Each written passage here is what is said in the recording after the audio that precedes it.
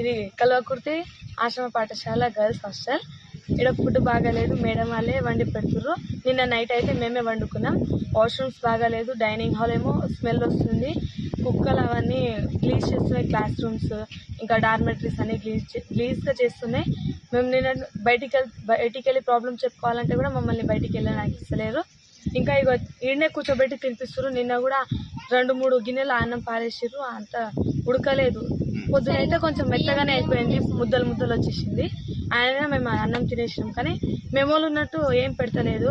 రోజు కిచడి, జీరా రైస్, ఇంకా సాంబార్, ఎప్పుడెప్పుడు కారం పెడతారు. ఉప్మా కూడా పెడుతుండే, ఇప్పుడు అది కూడా పెడతలేదు.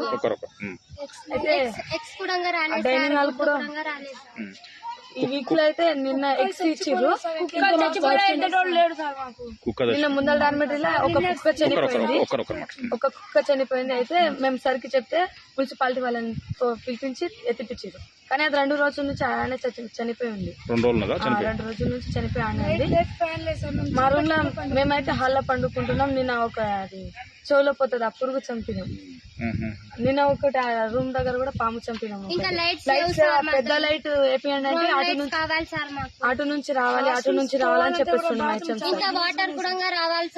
ఈ రోజు అయితే మేము చాలా మంది స్నానమే చేయలేదు. అందరు వాటర్ ప్రాబ్లం ఉంది. బోర్ నిన్ననే వేయించారు, కానీ సార్ ఇంకా వాటర్ మోసుకొని పోతాం సార్, లోపల నుంచి తీయాలి. వాచ్మెన్ కూడా లేదు.